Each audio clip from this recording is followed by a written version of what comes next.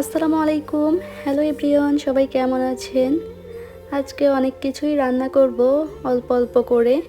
তো দেখতে থাকেন কি কি রান্না করি।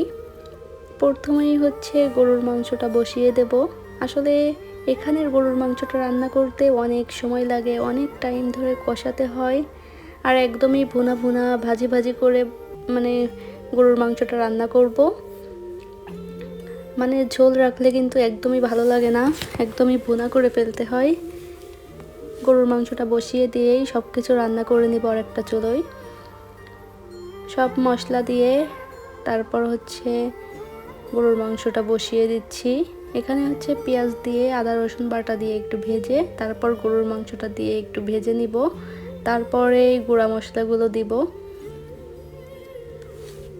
আর আগে থেকেই হচ্ছে আমি মশলাগুলো হচ্ছে একটু ভেজে তারপর পাটায় বেটে নিয়েছি, সেইগুলাই পরে দিয়ে দিব।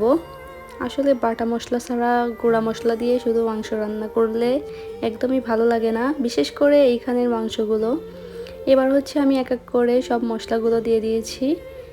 তারপর ভালোভাবে কষিয়ে নিব ঢেকে দিয়ে। মাংস থেকে পানি বের হবে, ওইটা দিয়েই হচ্ছে ভালো মতো কষিয়ে নিব। মাংসটা খুব তাড়াতাড়ি সিদ্ধ হয়ে যায়, কিন্তু ভিতরে হচ্ছে কেমন একটা যেন থেকে যায়, তার জন্যই অল্প আঁচে দিয়ে ঢেকে দিয়ে ভালোভাবে কষিয়ে নিব।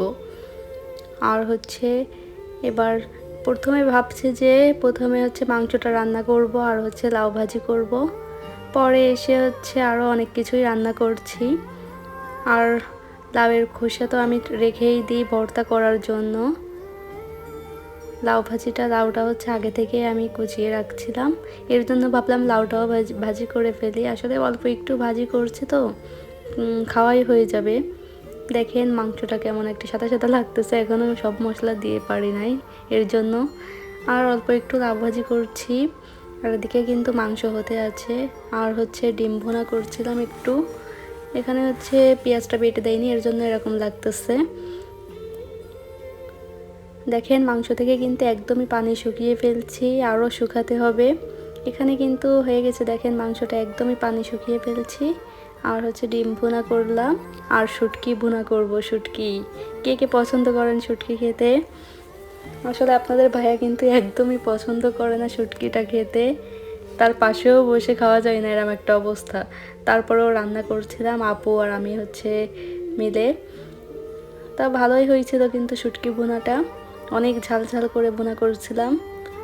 তো সব রান্নাই আমার হচ্ছে কমপ্লিট। সবাই ভালো থাকবেন। ভিডিওটি দেখার জন্য অসংখ্য ধন্যবাদ।